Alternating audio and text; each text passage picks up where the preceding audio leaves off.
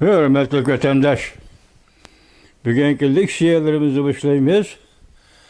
Leksiyada size gacır olsa, Washington'dan söz değmez vatandaş. Bugün Çiğsa 2025 yıl.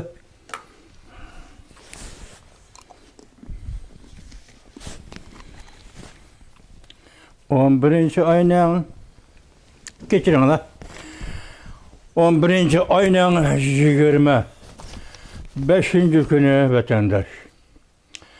Haftaga seyşembe. Bugünkü haberimizde yakından biri tünügünlerden başlandı. O işte yakından biri ama.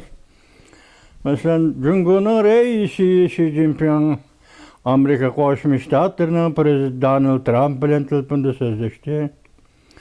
Bunun keyindili Amerika Koşmuş Ştatlarının prezidenti Donald Trump Japonya'nın veziri Sani Takaichi bilen telefonda sohbetleşti. Bugün bunun da oturuğa çıkan bir cümle mesela Japonya'nın veziri Sani Takaichi hanım aynı vakti degen sözünü mesela Tayvan'da bir iş yüz verse bu Japonya'nın hayat mamatığa münasebetlik iş bulup hesaplarıdı. Onun keyinden Japonya qoğdunun kısımlarını çıkarıp Tayvan'da qoğdaşqa mecbur buludu. Degen bir iki cümle sözü. Evet bu vezir Sani Takaichi hanımın sözüydü. Tünügün Prezident Donald Trump bilen görüşkenden keyin veziri Japonya'nın veziri Sani Takaichi hanım bu sözünü hükümet kabinetinin iki yığında oturup koyup şulanın makullığından ötküzüp bu sözü Japonya hükümetinin növbetki Japonya hükümetinin meydanıga növbetki Japonya hükümetinin pozisiyasiga yoki növbetki Japonya hükümetinin Asya, Hindi Okyan, Hindi Tinch Okyan siyasetinin üzügülle aylandırgan gep vatandaş. Bunun boldu vezirden alkıp devletin siyasi. Vezirden alkıp hazır devletin siyasi aylandı degen gep. Bugünkü vaziyetimiz varmış o. Sizlerge kısa haberler ve yazma haberler diyen leksiye söz değmez vatandaşım. Ekranda Japonya Cungo katlık elişeş. Xi Jinping'in özü meydana düştü. Prezident Donald Trump ile Xi Jinping yerim keçe telefon söhbet edip badı. Tayvan boğuzu vaziyeti dikkat kozgadı. Çoğun vaziyet 11. ayının 25. günü yutup. Cungo diplomatiyada gumran boldu. Yaki Cungo diplomatiyası gumran boldu. Xi Jinping prezident birinci betini koyup hazır sizlergeme ikinci betten söz yaptım. Geçin Allah'ım vatandaşları. Çünkü Kompartiyası birinci destekli haberde. Çünkü Kompartiyası Japonya'ya kural işilçi hukukluq ekanligidan bisharat berdi. Japonya qattiq cevap qaytardi. Winjao hikoyalari 11. ayının 24. günü yutup. Yani bir haber Prezident Trump Xi Jinping bilen görüşüp telefonda Xi Jinping bilen görüşüp yani 10. ayının 30. günü Kore'de. Görüşüp 3 haftadan keyin yana telefonda görüştü. Bu nemi iş? Akbaratçılarının koygan sualı vatandaş. Tayvan meselesi çünkü Kompartiyası ensireydiğen birden bir mesele aylandı. Asman Irak yer kattık. Doğru bitti. 10. ayının 30. gün nemi değişken edi mesela? 28. yıl Japonya, 29. yıl Amerika, 29. günü Amerika Koşmuş Ştatları Prezident Donald Trump ayrı planda Kore'ye ketip etip Tayvan digellik, Tayvan'ın özü digellik. Yani biz bakıtım Prezident reis Xi Jinping bilen Tayvan doğrusu da muhakeme elip barmaymaz. Dep züvetken edi vatandaş. Endi hazır şu görüşten 3 hafta ötkende Xi Jinping telefon berip Prezident Donald Trump'a Tayvan meselesi oturup koydu. Anlaydı o Prezident bunda gep ne? Çoğun devletinin başlıkları anlaydı, lekin bildirgen ifadesi de Prezident Donald Trump'ın Tayvan degenini egiz kalgan emas. Çünkü 10. ayının 30. günü bu içilip oldu. Aeroplandı kelip etip egizge elinmaydı, qaralmaydı, muhakeme kılmaydı dep etdi. Yani bir haber. Jungo nimiş ki bunda gazaplanıdı? Men diyeceğim, düşündürüp bundaq dedi. Xi Jinping Tayvan'dan ensirawatıdı. Sıfırlaşkan Tayvan torbiti 11. ayının 24. Demek baştım o Tayvan'dan ensirawatıdı Xi Jinping. İkinci abzastımı Tayvan'dan ensirawatıdı Xi Jinping. Amerika Jungo her bir taraf parxotları degödek bir-biriga sürkülüp öttü. Jungo'da armiyada işenç tügüdü. Uruş bulup kalıdığan bolsa belki hemmisi. Çünkü armiyası hemmisi qozulan kötürüldü.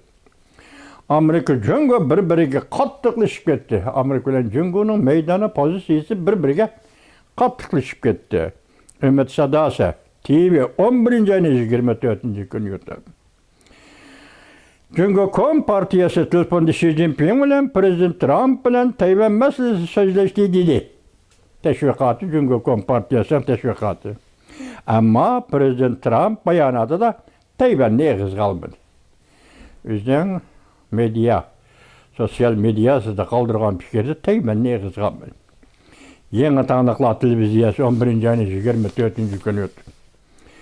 Miqdar yeni rekord yarattı. 25 ştat Amerika Qo'shma Shtatlarining shtati. Qo'shimcha Guam oroli Tayvan'da ishxona qurdi. Mana ko'ra. Amerika Qo'shma Shtatlari hukumati Tayvan'da ishxona qurishdan burun hozir 25 shtat anda jumladan qo'shganda Guam oroli Tayvan'da ishxona qurdi. Amerika Tayvan mablag'i soladigan bir davlatga aylandi. Tayvan mablag'i derak soldi Amerikaga. Ümit Sadasi haberleri 11. ayının 24. günü yurtda. Yaponiya veziri Sani Tekechi 20 devlet yığınında kızgın karşılığında. Akbarat yeşmesi 11. ayının 24. günü yurtda. Yani bir haber Xi Jinping yerim keçidi Prezident Trump qıtılıpın berdi. Yaponiya oygandı. Çünkü Kom partiyası Allahzadı buluşqa başıldı. Yaponiyadan dünyaga nazar 11. ayının 24. günü yurtda ötüldü. Xi Jinping ciddi qutuldurishni talab qildi. Haqiqiy ahvol oshkora bo'ldi. Bayonotchi Mao'ning Amerikada qiziq nuqtaga aylandi. Bayonotchi Mao'ning Jungo'ning bayonotchisi qilgan gaplari, muxbirlarga bergan javoblari sababli hozir Amerika matbuoti va dunyoda qizg'in nuqtaga aylandi. Ümit Sadasi TV 11. ayının 24. günü yurtda. Prezident Donald Trump Xi Jinping bilan telefonda so'zlashdi. Amerika vaziyat hammadan muhim dedi. Telefonda so'zlashdi, lekin Amerika taraf vaziyat mayli Osiyoning, mayli Ulug' okeanning, mayli dunyoning shunga munosabatlik vaziyat intayin muhim dedi. 15 devlet bayonot e'lon qilib Jungo'ning kishilik huquqda xiloflik qilganligini aybladi. Birleşken Devletler Teşkilatı davetindir. Yana bir haber. Yaponiya raketa uğurlaştırdı Tayvan'a 110 kilometre aralıkta. Çünkü illeti nigemide koyanı geldi bu kayta Tayvan'a yakın aralığa uğurlaştırgan raketa. Ondan keyin Nago'da aralığa uğurlaştırgan raketa. Hazır bu raketa dastlabda Tayvan'a uğurlaştırgan Tayvan'a yakın aralığa uğurlaştırgan raketa 110 kilometre. Yeni tanıklı televiziyası 11. ayının 24. günü yurtda. Yaponiyaga taqabul turamay Xi Jinping Prezident Trump'ni yordam talab qildi. Hamma to'g'ri gap. 3 qatim aytdik, naq maydon chiqmagan naq gap. Mana endi chiqdi vatandosh naq gap. Reis Xi Jinping Prezident Donald Trump'a telefon berdi, yerim kechida. Axırı nemizde yordam qildi, meni qutqazdi. Gapning ma'nosi shu bo'ldi, mana mayat debdi mana. Yaponiyaga taqobil tura olmay Xi Jinping Prezident Donald Trump'dan yordam talab qildi, bo'ldi. Fangmi zamanı 11. ayının 24. günü YouTube. Diplomatiya krizisi. Prezident Vladimir Putin Can Yushan'ı tutup kaldı. Can Yushan'ı tutup kaldı. Jiang Zemin krizisini bir taraf kıldı. Jung'dan hayni qorishib oldi. Xi Jinping Vladimir Putin'ga telefon berib, Can Yushan'ı koyup bergüzdi. Yaki Vladimir Putin Can Yushan'ı koyup beldi. Şauen ekim meseleleri 11. ayının 24. günü yuttu. Bunu Türkiye'me anlayayım sizlerge cevap vermen diyeceğim. Mazı anlaydan şey yaptı kalıp Rusya'nın nazarı bunu anlattı vatandaş. Niye mi gepken? Can Yushan Moskova'ya beripti. Niye sözleşkenliği doğruda eşkanda haber yok? Niye için bağlılığı doğruda eşkanda haber yok? Bir hafta ötüptü, enandayken gap demek, Vladimir Putin bu kişini tutup kaptı. Bu şimdi deyilgendek, ahire Prezident o Reis Xi Jinping, Prezident Vladimir Putin'e telefon verip onu azat kıptı. Bunun sebebi Jiang Zemin degen yakında 4. umumi yığında Harbiy ishlar komiteti qilib kirgan adam. Asli qoida bo'yicha Xi Jinpingning odam bo'lishi kerak vatandosh. Hozir shu Jiang Zemin degan odam Jonahayni qo'rshav qilib, harbiy kuch bilan besim ishil Jiang Yushan'ı ekilisan. Bu aralıkta Jiang Yushan Moskova'da Xi Jinping Moskova'da Vladimir Putin'e telefon berip, shundan keyin Jiang Yushan'ı hesapta, siz bizning tilimizda azat qilib Moskova'dan Beijing'e ketdi. Nemişler bu vatandaş? Nemişler var bunu yok değil desek, şenmeyimiz bu haber yalgan değil desek, Cumhuriyet Kompartiyası ve Rusya Bolşevikler Partisi oturursa bunda işte 3 kıtım yüz verdi bizden bilişimizce vatandaş. 20. yaşının 30. yıllarda Lili Sen Wang Ming degeli Cumhuriyet Kompartiyası'nın sekreteri süpüde apırıp Moskova'da nazarband qilmadi, lekin erkin faaliyet qildi, kontrol qilib oldi. Şu orqali atalmış Cumhuriyet inqilobi Stalin ashula orqali vosita orqali rahbarlik qildi vatandaş. 1934-yılı Zunyi'da qayt yig'in etib Cumhuriyet Kompartiyasi Mao Zedong'ni partiyanın sekreterliği tayinlashga majbur bo'ldi. Sebep ayşkeyle Moskova'da. Ulanın körüstüvatkan ziyalları değil, Xitayning nazarida. Cumhuriyet inqilobı körüstüvatkan yollarının hammasi xata. Cumhuriyet inqilobı ko'rsatgan ta'siri yoki siyosat rahbarligi xata.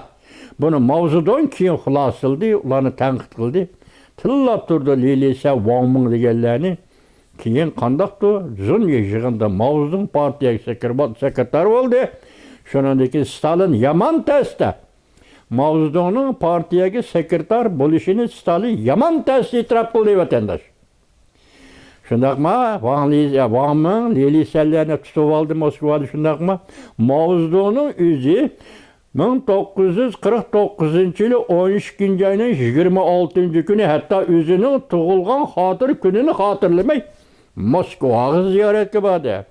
1950-yılı 1. ayının 1. günden başlap Stalin Moskvanın sirtidagi bir dachiga Mao Zedong'ni nazarband qildi.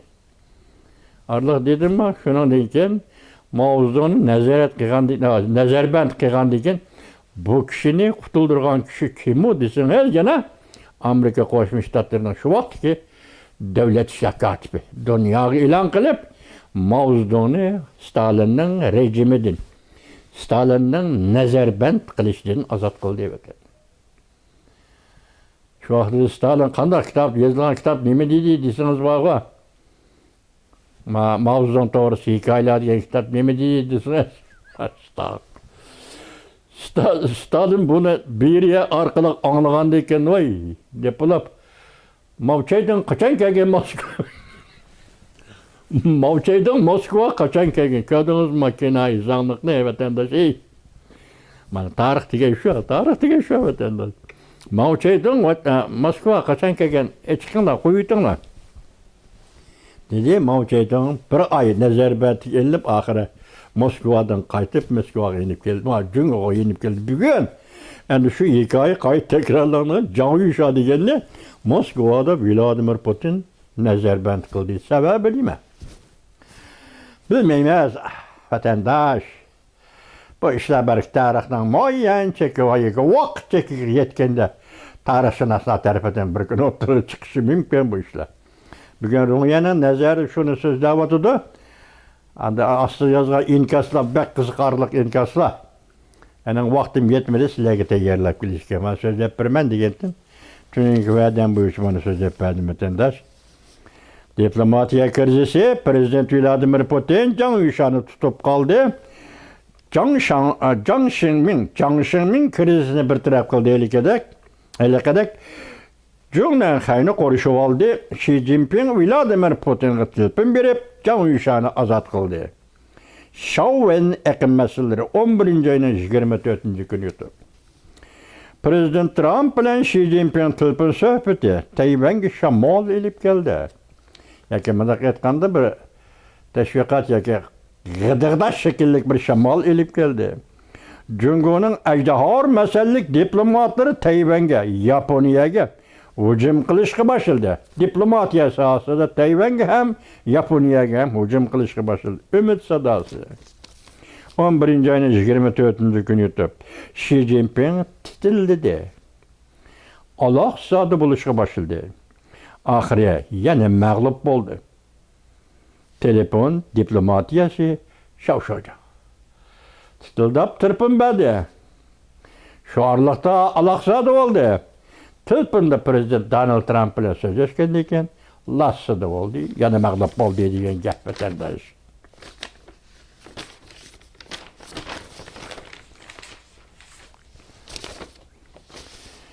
Yana bir xabar vatandoshim, Yaponiya Tayvan Jungoga mansub deb azaldan e'tirof qilgan emas. Jungo diplomatiyasi krizisga petib qoldi. Tayvan masalasi Amerika, Yaponiya Jungo üç taraf münasebetini ciddileştirdi. Ümit Sadasi 11-ayning 25-kuni götürdü. Yani bir xabar, Xi Jinping qo'rqqan hodisa oxiri yetib keldi. Yaponiya vaziri Sani Takaichi umumyuzlik Tayvanga yuzlandi. Xebaybay axborot torbiti 11-ayning 25-kuni. Mesela Yaponiya Tayvan bilan Jungo o'rtasida hozirgacha betaraf turib keldi. Bir og'iz gap qilmadi.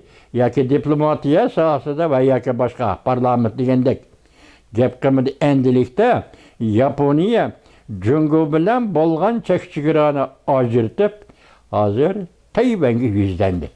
Umumyuzlik yuzlandi. Bu demak Yaponiyaning Jungo bilan bo'lgan diplomatik munosabatida Jungo mag'lub bo'ldi degan gap. Yani bir xabar, Xi Jinping qo'rqadi deb bo'ldi qona. Ekranda Yaponiya Beijingni raketaning nishoniga oldi. Nagaoga raketa o'rlashtirdi. Tayvanga yaqin 110 kilometr ariqqa raketa o'rlashtirdi. Endiki hisob Yaponiya Beijingni raketaning nishoniga qaraga oldi. Junanxayda ishki patparaqchilik. Xi Jinping o'zi telefon berib, Prezident Donald Trumpga api qilish to'g'risida yolvordi. Bizning jinoyatimiz bo'lsa, masalan, mening xatoligim sababligim bo'lsa, kechiring Prezident Donald Trump. Ish shunday boshlansa, bu kechiring bilan tugamaydi, Xi Jinping apandi. Prezident Donald Trumpdan api so'rashning birdan-bir yo'li men aytdim. Men emas, boshqalarga aytyapti. Gorbachev yoki Jungoda Shibachev chiqish kerak. 5-ayning 30-kuni bosh tamoyilga beja qachon oxirlashi deb qo'yilgan savolga Prezident Donald Trump javob berdi. Jungo ozod bo'lguncha. Jungo erkinlikka erishishi ozod bo'lguncha dedi Xi Jinping. Buni anladingiz siz. Shunga Prezident Donald Trumpdan Apple so'rashning konkret hareket kademi şibaçıp. Asya, Avrupa'da sabık Sovyetler'de Gorbaçov çıktı. And Asya'da Cungo'da şibaçıp. Mana bu yol Prezident Donald Trump'ta Apple soraşının en önemli konkret yolu buldu. Xi Jinping aşındak buldu.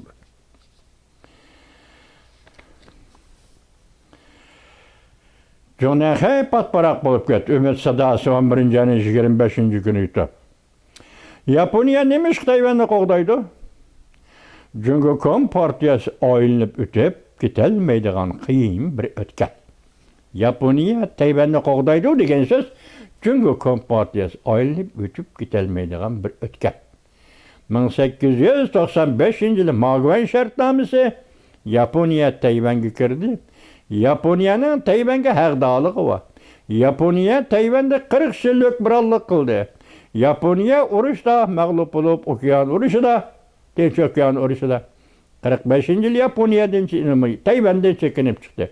Bugün Yaponiya Tayvan doğru sözleşme hukukluk. Gap qilishga huquqliq. Demek Tayvan doğrusu bugün Yaponiya gap qilishga huquqliq, Jungo'nun huquqi yo'q. Çünkü Jungo Kompartiyası Tayvan hükümranlık qilib baqqan emas. Uşa qayda vatandaş. Yana bir xabar, Xi Jinping imza qo'yish qiypiyatini almagan, jur'at qilolmagan kelishimning maxfiyatligi oshkorlandi. Şunu 3. qitim anlattım, ben bu xabarga amroq anlatmıyorum vatandaş. Prezident Donald Trump Jungo'nun 3 türlük aloqat pallasiga kirib keldi. İnternetni echib etish, sifirlashtirish va statistikani qo'yib etish. Ko'pchilik ket. Tian duo torbiti. 11. ayının 25. günü yutub. İnternetni echib etish. Yana qandaq işler var, qandaq taraflar var, bunu bilmeymiz, şunu gün dedik o. Qanday tarafını bilmeymiz, internetni echib etish. Çünkü gazaptan yerilgudak bo'ldi yana bir xabar. Yaponiya Tayvan'da bir iş yüz berse degan siyasetni muqimlashtirdi.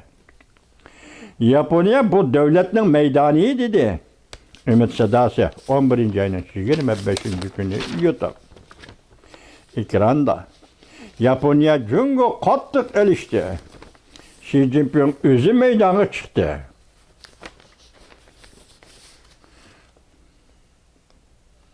Nima dedi hozir to'xtamay.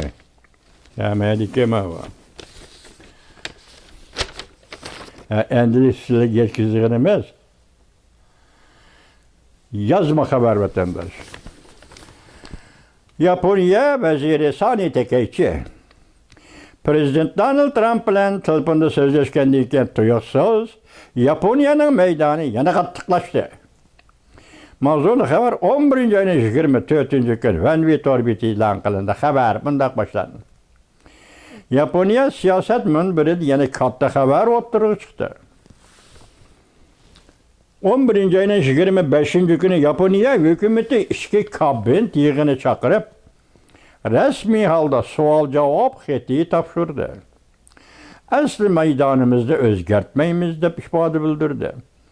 Yani Tayvan'da bir iş yüz berse, Yaponiyanın hayat mamatiga münasebetlik iş yüz bergen buludu, deydigan meydanimizni o'zgartmaymiz deb ifoda bildirdi.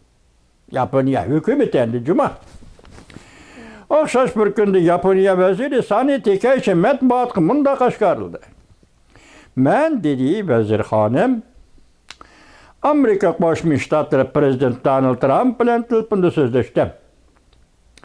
Prezident Donald Trump menga har qanday chog'da menga telefon bersang bo'laveradi, dedi. Biz yaxshi do'stlardan bo'lib qoldik, dedi. İlgari yan bo'lgan bu vaqt, yani Prezident Donald Trump'ning Xi Jinping bilan so'zlashganligi ve Prezident Donald Trump'ның Yaponiya vaziri Sani Takaichiga telefon berganligi ilgari keyin bo'lib qolgan bu vaqt. Bu fursat chivarlik bilan takrorlandi. Shunday chivarlik bilan o'rinlashtirildi deysingizim bo'ldi vatandosh. Yaponiya hükümet hareket yönelişiga tashqari. Yaponiya hükümetining hareket yönelişiga tashqari dunyo ortiq darajada diqqat qilishga boshladi. Hozirgi vaqtdan boshlab. Aloqador taraflarning pozitsiyasi ochiqlandi. Yaponiya hukumat tarafdan burunqi so'zni o'zgartmaydigan bo'ldi. Yaponiyaning tartiblariga asoslanganda, davlat ishi tartibiga asoslanganda savol javobni hukumat kabineti ma'qullagan. Kabinet a'zolarining hammasi qo'shilgan bo'ladi. Va maktublar hukumatning maydoniga aylangan bo'ladi. Savol javob bir maktub desangiz, bu endi o'ttirib qo'yilgan masala bugun Yaponiyada hukumatning maydoniga aylangan. Savol javob maktubining yadrolik mazmuni 3 turlik. Birinchi, aslidagi maydonimizda ching turamiz. Yaponiya o'zgartmaymiz. Yaponiya qaytadan tekshirmaymiz. Yaponiya Jungoga berayotgan javob bu vatandosh. Ikkinchi, hayot mamatlik krizisiga munosabatli voqea holatining o'lchimini bekitdik, o'zgarmaydi, dedi Yaponiya kabineti. Üçüncü vatandaş, kollektiv qo'g'dinish huquqini ishga solish konkret ahvolga qarab belgilanadi. Buning ma'nosi, sen urush qilib kirdi kelsan, askar chiqaraman. Bo'ldimi, vatandosh? Tayvan bo'g'zi tinchlikning muhimligini qayta ta'kidladi Yaponiya kabineti. Sani Takeichi vazir xonim telefondan Prezident Donald Trump bilan so'zlashgandan keyin 25-kuni bugun bo'layotgan ish o'tadi. Jungo Yaponiya Birlashgan Davlatlar Tashkiloti vositalik ilishdi. Sani Takeichi vazir xonim davlat parlamentida bir ish yuz bersa degan fikrni o'tirib qo'ydi. Ya'ni Tayvanda bir ish yuz bersa degan fikrni parlamentda o'tirib qo'ydi. Jungo qattiq norozi bo'ldi. Birlashgan Davlatlar Tashkiloti turishliq Jungo vakili Bozong bu tashkilotning kotibatiga xat yozib, Yaponiyaning so'zlagan so'zlarini qaytirib elishini talab qildi. Boshda belgilanib qoldi-ku 3 turlik qoida tugadi. Hamda Yaponiya Jungoga tahdid soldi deb tanqid qildi. Ko'ralar. Hozir Yaponiya Jungoga tahdid solyapti yoki Jungo Yaponiyaga tahdid solyapti. 76 yil jimiyatga Yaponiya endilati o'yg'inib, ko'zini ochib, atrofiga beqib, Jungoning tahdidini ko'rgandan keyin yo'q qirqishga jumla so'zlar qildi vatandosh. Shuning uchun Jungo Yaponiyaga tahdid solib keldi. Va Yaponiya Tayvan ishlariga aralashsa, bu demak tajovuzchilik, dedi Bozong apandi. Birlashgan Davlatlar Tashkiloti turishliq vakili Jungoning. Yaponiyaning Birlashgan Davlatlar Tashkiloti turishliq vakili Shanchi Xizi 11-oyning 24-kuni javob qaytirib zarba berdi. Yaponiya davlat mudofaa siyosati passiv qo'g'dinish. O zivili ya da qo'g'dinish armiyasi bilan qo'g'dinish. Hujum qilish emas dedi. Shu vaqt oralig'ida Xi Jinping prezident Donald Trumpga telefon berib so'zlashdi. Bu holni kishilar Xi Jinping Yaponiyaning ustidan prezident Donald Trumpga arz qildi deb atashdi. Uras. Yaponiyaning ustidan prezident Donald Trumpga arz qildi Xi Jinping. Xi Jinping passiv holatga tushib qoldi. Xi Jinping Junanxay nima qilarini bilolmay qoldi. Vodaqib qoldi. Hang vaqtiga aylanib qoldi. Parishon holatda turib qoldi. Gangrab qoldi. Nima qilarini bilmadi. Diplomatiya sohasida krizis barbod bo'ldi. Yaponiya qaratgan diplomatik siyosat barbod bo'ldi. Yaponiyaga qaratgan ishonch va ishonch ustidagi o'zi qaratgan popoza. Yaponiyaga tahdid solishning o'zimi 76 yildan beri siyosat mag'lub bo'ldi. Bugun Tayvan bo'g'izida Yaponiya ustunlik erishdi. Bugun Osiyo Tinch okean rayonida Yaponiya ustunlik erishdi. Bugun Osiyo Tinch okean yoki Hind Tinch okean rayonida Yaponiya boshqarish huquqiga o'tdi. Boshqarish huquqini qo'liga oldi. Ta'sir doirasi kengaytirish huquqini qo'lga oldi. Osiyo Tinch okean rayonida Yaponiya nima deydi shuni degani hisob bo'ldi. Jungo Kompartiyasi qog'oz qo'lboq o'ltirib yoki daryoda yoki dengizda g'oyib bo'ldi. Hozir bir iskelet, bir ko'langa, bir soya, bir ko'langa sifatida mavjud bo'lib turayotgan Jungo Kompartiyasining siyosiy hokimiyati Yaponiyaning oldida hech narsa emas bo'lib qoldi. Bo'libmi tarixdan aytganda Jungo mening dushmanim deb qarayotgan Yaponiyaning oldida hozir diplomatiya sohasida o'zil-kesil mag'lub bo'ldi. Men dedim vatandoshga Yaponiya urush qilsin yoki urush qilmasin, o'qganda Jungo Yaponiya urush yana qaytadan portlamasa u ikkinchi gap. Yaponiya diplomatiya sohasida hujum qilsalar, Jungoning taqdiri hal bo'ladi. Jungo masalasi hal bo'ladi degan ko'z qarashni men o'tirib qo'ydim, sizlarga dedim. Bu chekidan oshgan subyektivizmni bo'lib qaralsimi sizlarga vatandosh qarab ekan bugun. Bugun qarab ekan. Bugun sizga yetkazgan eng muhim xabarimiz nima? Yaponiya vaziri Sani Takeichining so'zlagan so'zi bugun 25-kuni Yaponiya hukumat ichki kabinetida qaror va ma'qullikdan o'tkazib, bugun rasmiy holda Yaponiyaning tashqi siyosatiga aylandi. Ya'ni Yaponiyaning Ulug' okean, Tinch okean siyosatiga aylandi. Ya'ni Yaponiyaning Jungo qaratgan siyosatiga aylandi. Mana bu g'alaba. Prezident Donald Trump bilan Yaponiya vaziri Sani Takeichi xonimning g'alabasi.